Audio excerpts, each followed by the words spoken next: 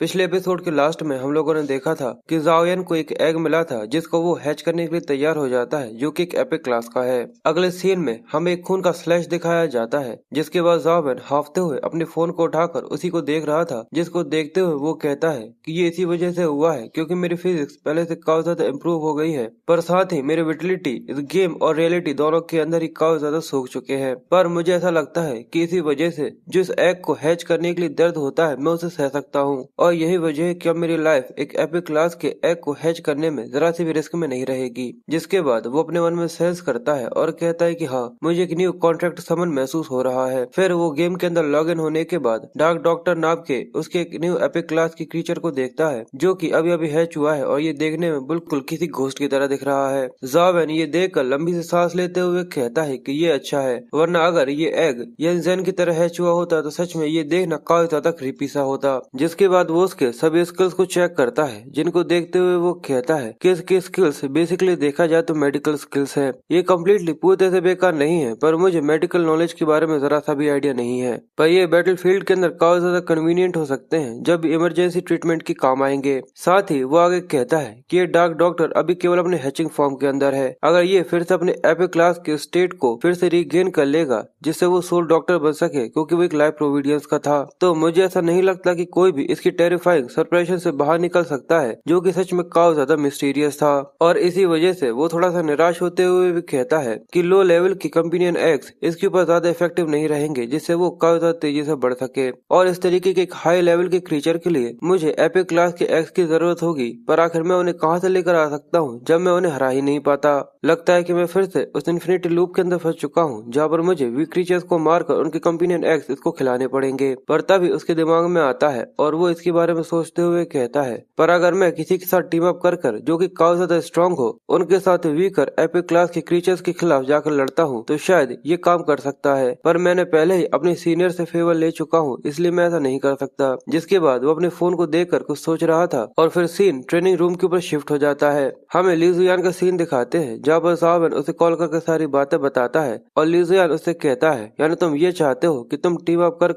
Epic class के creature को challenge करो, ये सच में काफी ज्यादा अच्छा है, मैं तुम्हारे साथ हूँ। साथ ही वो जावेन का शुक्रिया करते हुए उस भेड़ यानी एंटीलोप के बारे में कहता है कि उसकी वजह से उसका इमोर्टल गॉड कॉम्बैट लाइफ प्रोविडियंस पहले से काफी ज्यादा स्ट्रॉन्ग हो चुका है। पर जावेन उससे कहता है कि अभी मैंने चीज के लिए डिसाइड नहीं किया, पर जैसे ही मैं इसके लिए मन बना लूंगा तो मैं तुम्हें कॉल करके जरूर बताऊंगा। जिसके बाद वो फोन रखने के बाद एक और आदमी को फोन लगाता है। वो हुआंग जी को कॉल कर उससे पूछता है कि सीनियर आखिर आप कहाँ पर हो। हुआंग जी उसे बताता है कि मैं Holi land of the federation के अंदर हूँ, कुछ काम से आया था। ये सुनकर वो उसका फोन रख देता है। साथ ही वो आगे कहता है कि सीनियर हुआंग जी यहाँ पर नहीं है, इसलिए मुझे ऐसा लगता है कि मुझे उन लोगों के साथ जाने के अलावा मेरे पास कोई और चॉइस नहीं है। साथ ही वो अपने टारगेट को अभी चुनने के बारे में सोचता है, इसलिए वो लॉग इन कर सभी डंजन के सामने आ जाता है, क्योंकि अब उसे यहाँ से चूज करना था कि आखिर उसे कौन से डंजन के अंदर जाकर एक एपिक क्लास की क्रीचर को मारना है। साथ ही वो आगे कहता है कि मुझे कोशिश करना होगा कि जितना ज्यादा हो सके मैं इंग्रेडिएंट्स के ऊपर ध्यान दूं, ना कि मैं किसी ऐसे ट्रिकी एपिक क्लास की क्रीचर के ऊपर ज्यादा ध्यान दूं जिसकी वजह से कोई और रिस्क में आए, जिससे हमारा सक्सेसफुल रेट भी काफी ज्यादा सही रहेंगे और ये बाकी लोगों के लिए भी काफी ज्यादा अच्छा होगा।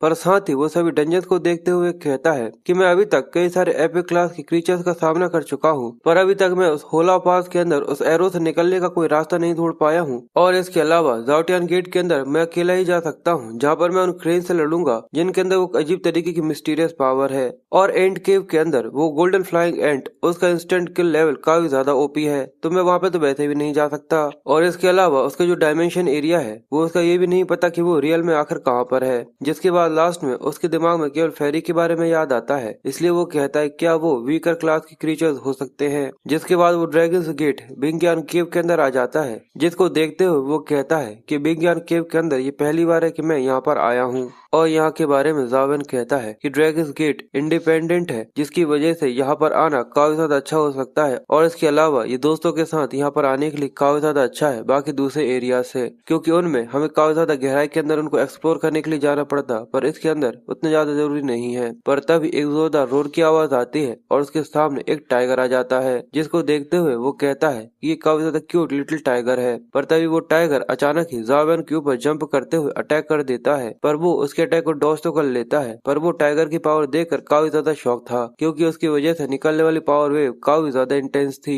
ये देखकर जावेन भी भी हैरान होते हुए कहता है कि मैं बाल बाल बच गया, मुझे ऐसा पता नहीं था कि सच में ये एक एपिक क्लास का क्रीचर है। वो ज़ावेन के पीछे बहुत बुरी तरीके से पड़ा हुआ था, जिसकी वजह से पूरी धरती स्मैश होती जा रही थी और ज़ावेन उससे भागकर अपनी जान बचाने की कोशिश कर रहा था। वो लिटिल टाइगर उसके ऊपर रोर करते हुए फिर से अटैक करने की कोशिश करता है। ये देखकर ज़ावेन अपनी ब्लड पावर को इस्तेमाल करते हुए स्टार स्लैशिंग नाइफ ऑरा का इस्तेमाल कर उस टाइगर के ऊपर अटैक करता है, पर वो काफी ज्यादा आसानी के साथ बिल्कुल किसी पोकेमॉन की तरह अपनी टेल से उस ऑरा को यहाँ पर काट देता है और काफी ज्यादा आसानी से उसे पूरी तरह से खत्म कर देता है। साथ ही वो ज़ावेन के ऊपर रोर कर रहा था, जिसके बाद ज़ावेन अचानक ही उसके ऊपर अपनी फेरी से अटैक कर देता है, जिसकी वजह से वो आइस के ब्लॉक के अंदर पूरी तरह से जम गया था। पर तभी अचानक ही वो टाइगर बर्फ के अंदर से बहुत जम कर रोर करता है, जिसकी वजह से उस बर्फ के चीथड़े उड़ जाते हैं। ये देखकर ज़ावेन समझते हुए कहता है, अच्छा तो यही वजह है जिसकी वजह से ये हर एक स्पेल के पावर को ब्रेक कर पा रहा है। इसका मतलब इसको अपने एपिक क्लास के एट्रीब्यूट्स को इस्तेमाल करने के लिए स्क्रीम करने की जरूरत होती है। पर जल्दी ही मैं यहाँ पर अपनी विटिलिटी को खोकर थक जाऊंगा, पर मुझे ऐसा नहीं लगता कि ये टाइगर इतने ज्यादा जल्दी मेरा पीछा छोड़ने वाला है। और वो उससे जान बचाने के लिए भाग ही रहा था, पर तभी वो टाइगर रोर करते हुए फिर से उसके ऊपर अटैक करता है और अचानक ही उसके फोन की लाइट वहाँ पे चली जाती है, यानी वो वहाँ पर मर चुका था। ये देखकर ज़ावेन लंबी से सांस लेते हुए कहता है कि मुझे लगा ही था कि मैं अकेले किसी भी एपिक क्लास की क्रीचर को इतनी आसानी से नहीं हरा पाऊंगा, पर अगर केवल मुझे बस इतना ही करना है तो शायद किसी टीम के साथ मिलकर इस चीज को किया जा सकता है। साथ ही वो आगे कहता है कि एपिक क्लास के क्रीचर्स के एट्रीब्यूट एक रीजन नहीं होता जिसकी वजह से उनसे निपटने तो ज्यादा मुश्किल होता है। इसके अलावा उनके यूनिक मिस्टीरियस पावर्स और लाइफ प्रोविडेंस और साथ ही उनके पावरफुल विटिलिटी स्किल्स और इन सबसे बड़ी चीज उनकी लाइफ सोल होती है। इसके जो कैरेक्टरिस्टिक्स होते हैं यही एक काफी ज्यादा बड़ा गैप डिफरेंस होता है जो कि एक लेजेंडरी क्लास की क्रीचर और एक एपिक क्लास की क्रीचर के अंदर है। जिसके बाद वो आगे उस टाइगर का कहता है कि जिस टाइगर से मैं अभी लड़ा था वो मुझसे काफी ज्यादा तेजी से गुस्से के साथ आकर लड़ा था, जिसकी वजह से उसने मुझे न ही अपना लाइफ प्रोविडेंस दिखाया और न ही लाइफ सोल और न ही किसी तरीके का विटिलिटी स्किल। देखकर ऐसा लग रहा था कि जैसे कि वो एक एपिक क्लास की बॉडी के साथ यहाँ पर पूरी तरह तबाही मचा सकता है। इसलिए मुझे ऐसा लगता है कि अगर हम लोग हमारे अटैक पैटर्न के साथ काफी ज्यादा एक्सपेरिमेंट कर 4 लेजेंडरी क्लास उसके ऊपर अटैक करते हैं तो शायद हम उसे मार सकते हैं, क्योंकि उसके पास किसी भी तरीके की ट्रिकी कैरेक्टरिस्टिक्स और न ही स्किल्स थे।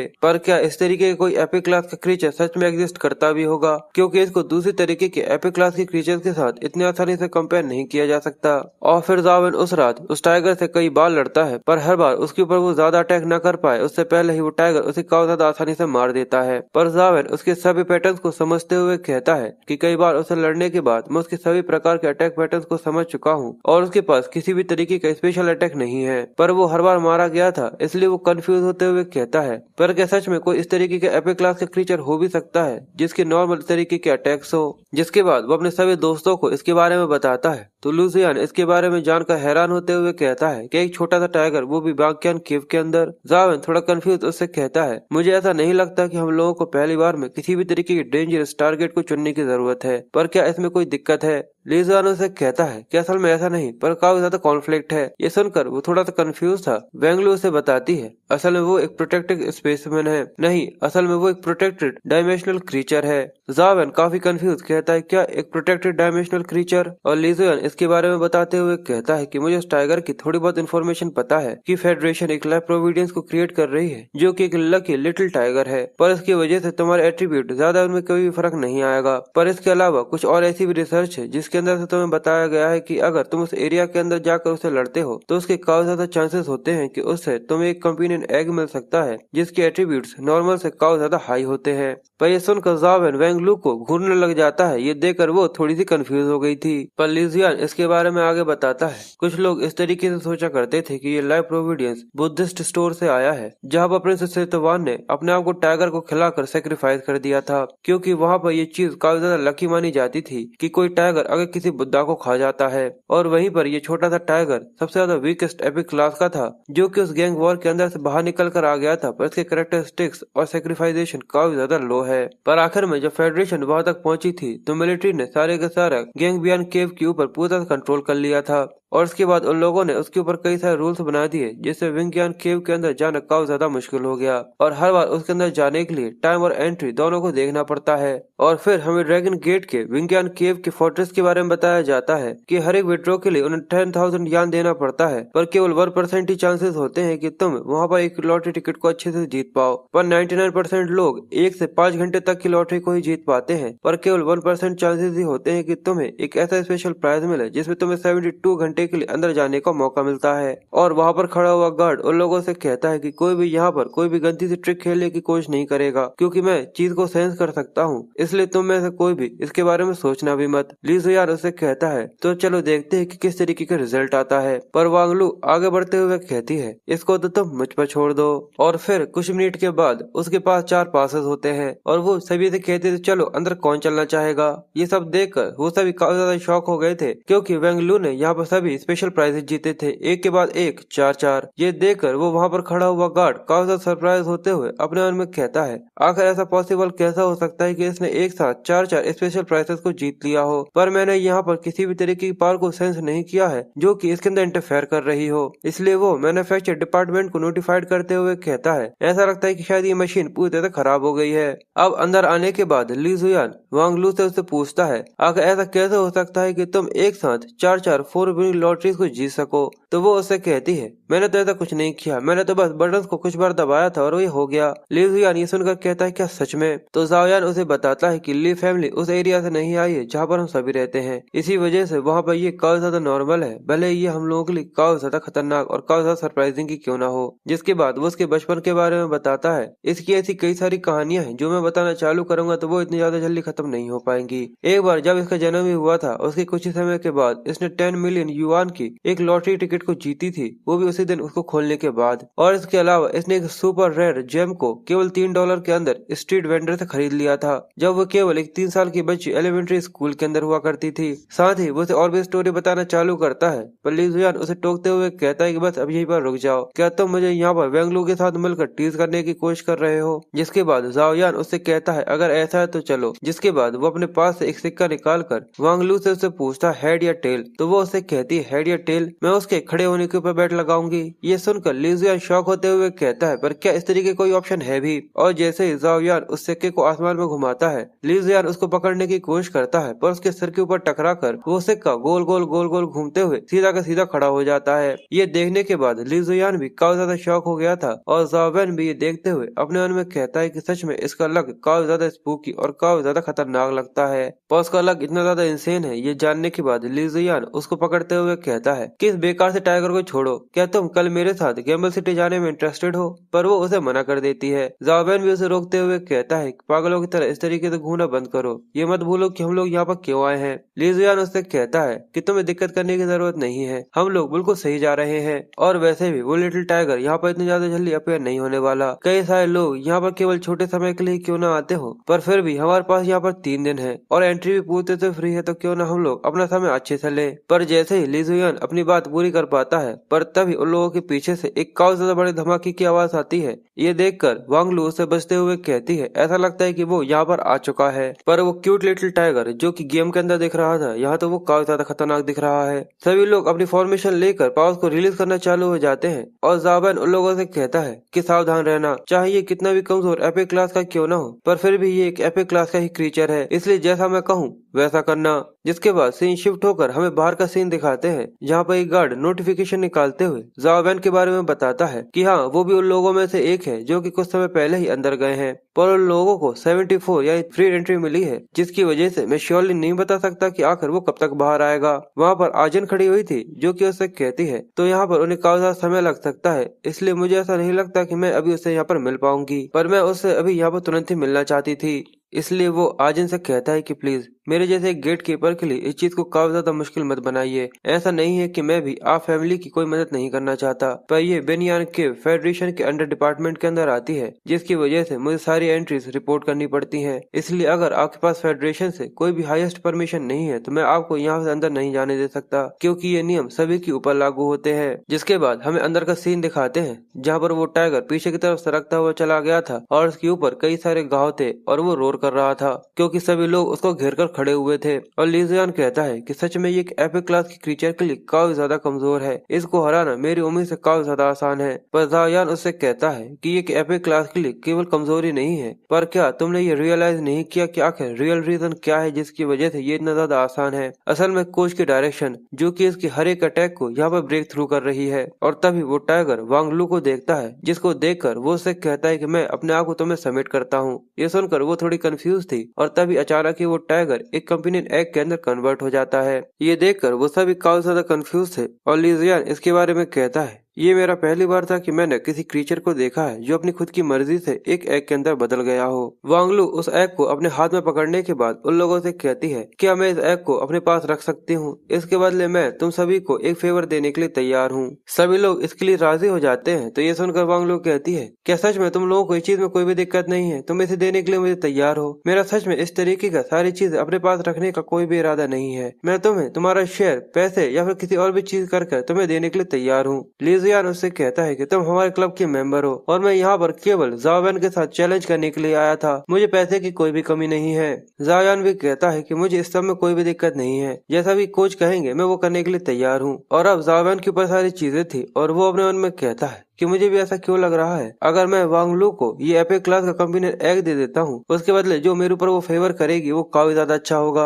अब वो सभी उस गेट से बाहर आ जाते हैं, जहाँ पर जाओयान जाओवेन से कहता है कि वो लिटिल टाइगर इतनी ज्यादा जल्दी अब फिर से अपेयर नहीं होने वाला, इसलिए जब भी आपको मेरी जरूरत हो आप मुझे बुला लीजिएगा। और वहीं जाओवेन वहाँ से जाते हुए आजिन के ऊपर उसका ध्यान जाता है, जिसको देखते हुए वो कहता है, ऐसा लग रहा है कि ये इंसान शायद आजिन है। और जैसे ही वो उसे देखता है वो काफी ज्यादा शौक जल्दी से वहां से भागने की कोशिश करने लग जाता है। ये देखकर आजिन उससे चिल्लाते हुए कहती कि इस तरीके से नाटक करना बंद करो कि जैसे तुमने मुझे नहीं देखा, मैं यहाँ पर तुम्हारे लिए ही आई हूँ। जिसके बाद वो जावेन से कहती है कि आखिर तुमने उस डिवाइन गिफ्ट के लिए रिफ्यूज क्यों कर दिया था? जावेन अपने मन में कहता है कि मुझे पता ही था, इसलिए वो उससे कहता है, तुमने जैसा कहा था कि वो चीज मुझे बिलोंग नहीं करती, इसलिए मुझे कोई भी आइडिया नहीं था, इसलिए आखिर में मैंने वो तुम्हें दे दिया। पर क्या तुम इस चीज को देखकर ज्यादा खुश नहीं हो क्योंकि वो मैंने तुम्हें वापस कर दी? और ये सुनकर अब आजिन उसके ऊपर झल्लाते हुए उससे कहती कि बस इसी वजह से क्या तुम यहाँ पर मेरी बेइज्जती करने की कोशिश कर रहे हो? जावेन कहता है कि मेरा ऐसा कुछ भी करने का कोई भी मतलब नहीं था। आजिन उससे कहती है, तो मुझे बताओ आखिर तुम्हारी ट्रू सेल्फ क्या है? मुझे दिखाओ उस इंसान की वो ताकत जिसकी वजह से मेरी माँ ने मेरे बजाय तुम्हें यहाँ पर चुना है। मैं भी ये देखना चाहती हूँ कि आखिर क्या वजह है जिसकी वजह से मैं यहाँ पर इतनी ज्यादा छोटी रह गई, और क्या है जो मेरे रास्ते के सामने आकर मुझे इस तरीके से रोक रहा है। जिसके बाद वो जावेन से आगे कहती है कि तुम्हें याद है कि तुम्हारे ऊपर एक फेवर था जो कि तुम्हें मुझे करना था, वो अभी भी वैलिड है? जावेन कहता है कि हाँ। तो आजिन उससे कहती है कि ठीक है, तो मैं तुमसे डिमांड करती हूँ कि उसे अभी फुलफिल करो और जो ट्रिलॉजी डिवाइन गिफ्ट की वो तुम उसे ले लो। ये सुनकर जावेन परेशान होते हुए कहता है कि हाँ ठीक है मैं ले लेता हूँ। जिसके बाद जावेन को अपने रूम पर लेकर आ जाती है और काफी अच्छे तरीके का चश्मा लगाकर उसके सामने आकर खड़ी हो गई थी।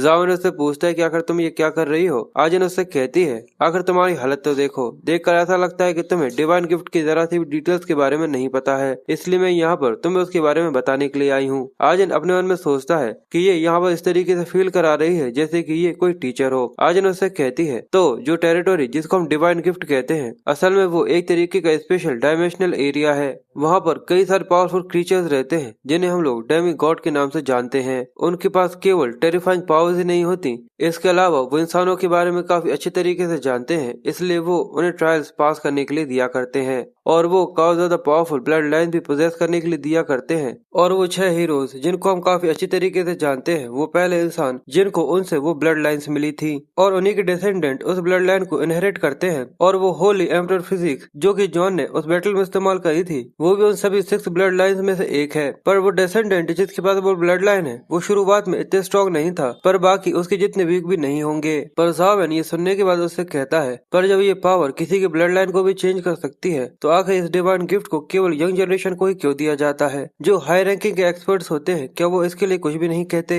आजिन बताती है, ऐसा नहीं है कि वो लोग इसको चाहते नहीं है, पर वो चाहकर भी ऐसा नहीं कर सकते, क्योंकि कहा जाता है कि इन डेमी गॉड्स के डोमेन के अंदर कुछ रिस्ट्रिक्शंस रूल होते हैं, लेजेंडरी रैंक के या फिर उनसे कम के ही टेरिटरी ऑफ डिवाइन गिफ्ट के अंदर जा सकते हैं। अब ये जानकर ज़ाओ युआन कहता है कि अच्छा, अब मुझे समझ में आया कि सिस्टर लैंग ने टियान ज़ाओ का क्यों कहा था कि वो डिवाइन गिफ्ट को पाने के लिए पहले ही काफी ज्यादा स्ट्रॉन्ग है। आजन कहती है कि वो भी एक रीजन था। मेरे भाई ने इससे पहले वाले डिवाइन गिफ्ट के अंदर पार्टिसिपेट किया था पर उसे ये नहीं मिला, या फिर मुझे ये कहना चाहिए कि उस बार किसी को भी डिवाइन गिफ्ट नहीं मिला था। और उसकी अब ये सारी की सारी बातें खत्म हो जाने के बाद हमें उसका घर दिखाया जाता है, जहाँ पर उसने सारी की सारी बातें उसकी माँ को बता दी थी। जिसके बाद वो ये देखकर सरप्राइज होते हुए कहती है कि सच में वो लड़की भी। जिसके बाद वो शैन से कहती है कि आजन ने मुझसे कहा है कि उसने ज़ाओ युआन को एग्री कर लिया है, जिससे वो टेरिटरी ऑफ डिवाइन गिफ्ट के अंदर उसके बजाय जाने के लिए तैयार है। इसलिए मैं तुम्हारे ऊपर काउंट करती हूँ कि तुम उसको वहाँ पर लेकर जाओगे। शैन उससे कहता है कि आप सारी की सारी चीजें मुझ पर छोड़ दीजिए। जिसके नेक्स्ट सीन में हमें ज़ाओ युआन को सारी तैयारियां और कपड़े वपड़े पैक करने के बाद का सीन दिखाते हैं, जहाँ पर शेंग उससे कहता है तुम बस केवल उन चीजों को पैक करना जिनकी तुम्हें जरूरत है, बाकी सारी चीजें मैं देख लूंगा। और हमें ज़ाओ युआन के हाथ में एक पेंडेंट दिखाते हैं, जिसके बाद सीन शिफ्ट होकर हमें उसके टीचर के साथ का सीन दिखाते हैं, जहाँ पर ज़ाओ युआन उसे डिवाइन गिफ्ट के बारे में बताता है। तो वो पूछता है कि मेंटोर, आप उसके बारे में कुछ जानते हैं? वो कहते हैं कि नहीं, पर देखा जाए तो नेचुरली मैं किसी भी स्कॉलर से काफी कुछ ज्यादा जानता हूँ उस डायमेंशनल एरिया के बारे में। और इसलिए उसका जो पेंडेंट होता है वो उसको निकाल कर उसे ज़ाओ युआन को दे देता है और कहता है मैंने सोचा था कि तुम सभी के लिए इस तरीके के एक एक मैं तुम लोगों को बना कर दूंगा, पर तुम ये पहली बार है कि इस तरीके से जा रहे हो, तो सबसे पहले मैं तुम्हें ये देता हूँ। वो उससे पूछता है कि आखिर ये क्या है? टीचर कहते हैं कि तुम इसे ऐसा सोच सकते हो कि जैसे कि ये एक एम्बुलेट है। जिसके बाद सीन प्रेजेंट टाइम में शिफ्ट हो जाता है, जहाँ पर ज़ाओ युआन का गेट कोई जोर जोर से नॉक कर रहा था और उसकी आवाज सुनकर वो समझ जाता है कि ये ली ज़ुयान है, जो कि अंदर आने के बाद ज़ाओ युआन से कहता है कि सच में तुमने मुझे इसके बारे में क्यों नहीं बताया? मैंने पहले ही तुम्हारा नाम डिवाइन गिफ्ट की फाइनल लिस्ट के अंदर देख लिया था, पर आखिर तुमने मुझे क्यों नहीं बताया कि तुम भी वहाँ पर जाने वाले हो? क्योंकि हम दोनों एक साथ वहाँ पर जा सकते थे। मुझे तो ऐसा लगा कि मैं अकेला जाने वाला हूँ। मैं अपनी सारी चीजें लेकर आ गया हूँ, तो बताओ अब हम लोग वहाँ से कैसे जाने वाले हैं? तभी शेंग ज़ाओ युआन से कहता है कि मुझे ऐसा नहीं लगता कि तुम इस चीज का बुरा मानोगी कि अगर हम लोग ली फैमिली के यंग मास्टर को अपने साथ लेकर चलते हैं। ज़ाओ युआन शिन के बारे में उसे बताता है कि सिस्टर लैन ने शेन को यहाँ पर इसलिए भेजा है जिससे वो मुझे टेरिटरी ऑफ डिवाइन गिफ्ट तक लेकर जा सके। पर ये जानकर ली ज़ुयान काफी ज्यादा शॉक हो जाता है और वो चिल्लाते हुए कहता है, पर ये सुनकर ली ज़ुयान काफी ज्यादा शॉक हो जाता है और चिल्लाते हुए शेन के बारे में कहता है कि इसके बारे में कहा जाता है कि ये कोल्ड ब्लडेड रूथलेस डीमन है जो कि टियान ज़ाओ के साथ रहा करता है, इसलिए वो पीछे की तरफ सरकता हुआ चला गया था। शेन ये जानने के बाद कहता है तो अच्छा, इस तरीके से लोग मुझे देखा करते हैं, मुझे इसके बारे में तो पता ही नहीं था। पर साथ ही वो ली ज़ुयान से कहता है कि आप चिंता मत करिए, क्योंकि मैं आपको मेरी वो साइड नहीं दिखाने वाला। इसलिए वो काफी ज्यादा परेशान होते हुए कहता है कि मुझे थोड़ा सा श्योर हो जाना चाहिए, पर आखिर मेरा इंश्योरेंस कहाँ है? मुझे ऐसा नहीं लगता कि मुझे यहाँ पर किसी और सेंसस की अब जरूरत पड़ने वाली है। जिसके बाद वो ज़ाओ युआन को पकड़कर खुसफुसाते हुए कहता है कि आप फैमिली ने तुम्हारे लिए वॉर लॉर्ड के डीमन एजेंट को भेजा है, सच में ये देखने में काफी ज्यादा कमाल का है। ज़ाओ युआन उससे कहता है कि तुम अभी भी उसके बारे में इसी तरीके से बातें कर रहे हो। पर ये सुनकर आशान उससे कहता है कि हे, मैं तुम लोगों को सुन सकता हूँ। तभी उसका फोन बजने लगता है और यहाँ पर उसके पास टियान ज़ाओ का फोन आया था। वो उससे कहता है कि हाँ वॉर लॉर्ड, और हमें टियान ज़ाओ का सीन दिखाते हैं जहाँ पर वो उससे कहता है कि ये एक मिलिट्री ऑर्डर है, इसलिए तुम्हें इसे कंफर्म करना ही होगा और तुम्हारे होली लैंड पर जाने के रास्ते में क्यूलिन माउंटेन रास्ते में आएगा, इसलिए अगर तुम समय बचाना चाहते हो तो उन दोनों को भी अपने साथ लेकर आ जाओ। शेन उससे कहता है कि मैं समझ गया और वो फोन को रख देता है। जिसके बाद वो दोनों को आवाज देता है तो वो दोनों कंफ्यूज हो गए थे और वो उन दोनों से कहता है तो बताओ तुम लोगों को क्या लगता है? क्यूलिन माउंटेन हमारे होली लैंड के जाने के रास्ते में है, तो चलो पहले वहाँ पर चलते हैं। अब सीन शिफ्ट होता है और हमें शाम का सीन दिखाते हैं जहाँ पर वो लोग अपनी कार को भगाते हुए होली लैंड की तरफ निकल चुके थे।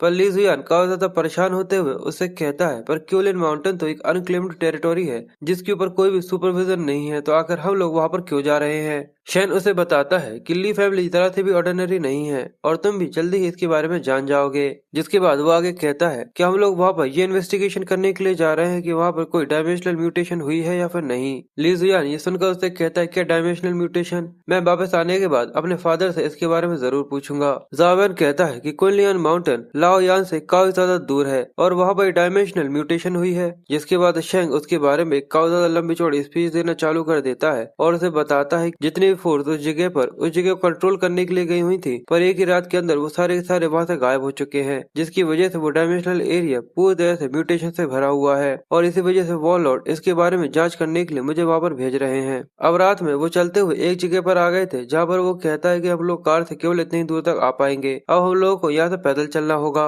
और हम लोग यहाँ पर ज्यादा समय तक नहीं रह सकते, इसलिए हम लोगों को जितना ज्यादा जल्दी हो सके डायमेंशनल फ्लक्चुएशन की जितना भी डाटा है उसे इकट्ठा कर यहाँ से जाना होगा। और ज्यादातर रात में यहाँ पर ठंड काफी ज्यादा बढ़ जाती है, इसलिए अगर तुम लोगों को ठंड लगे तो कार के अंदर गर्म कपड़े रखे हुए हैं। पर लिजियन मना करते हुए कहता है कि नहीं, मैंने अपनी फर्टिलिटी टेक्निक्स को केवल ऐसे ही तो कल्टिवेट नहीं किया। और जावेन भी कहता है कि मुझे भी नहीं। पर लिजियन की हालत थोड़ी सी खराब होती है, उसे ठंड लग रही थी। पर जावेन बताता है जो उसका एंशिएंट सूत्रा है वो सर्दी में उसके लिए काफी ज्यादा एक्सट्रीमली इफेक्टिव है। और तभी आसमान में हमें एक छोटी सी चिड़िया दिखाते हैं जो कि चींचू करते हुए जावेन के सिर पर आकर काफी अच्छी तरीके से बैठ गई थी, जैसे कि उसे वहाँ पर आकर पूरी तरह से सुकून मिल गया हो। जिसके बाद रात में वो सभी आग जलाकर बैठे हुए थे और लिजियन उस पक्षी को जावेन के सिर पर बैठा हुआ देखकर हंसते हुए कहता है, लगता है कि सभी जानवर तुमसे काफी ज्यादा प्यार करते हैं। साथ ही वो उसको खिलाते हुए कहता है कि सच में ही कोई जानवर भी है। वो काफी ज्यादा क्यूट लग रहा था और शेंग उसकी क्लास को सेंस करने की कोशिश करते हुए कहता है, न जाने क्या चीज है जिसकी वजह से ये कैंसिल हो रहा है, पर मैं ये डिटेक्ट नहीं कर पा रहा कि आखिर इसकी क्लास क्या है। पर जो भी हो, पर ये हमारी एक सेफ रेंज के अंदर है। लिजियन उससे कहता है, पर आखिर क्या वजह है जिसकी वजह से ये इस तरीके से इसके ऊपर बैठा हुआ है। ये काफी ज्यादा अजीब सा है क्योंकि ये छोटा सा गाय देखने में काफी ज्यादा सॉफ्ट है, पर देख कर ऐसा नहीं लग रहा कि इसे जरा सा भी गुस्सा आ रहा है। ये तो जावेन के सिर पर ऐसा बैठा है जैसे कि वो उसका नेस्ट है, तो क्यों न जावेन इसे अपने पेट बना ले।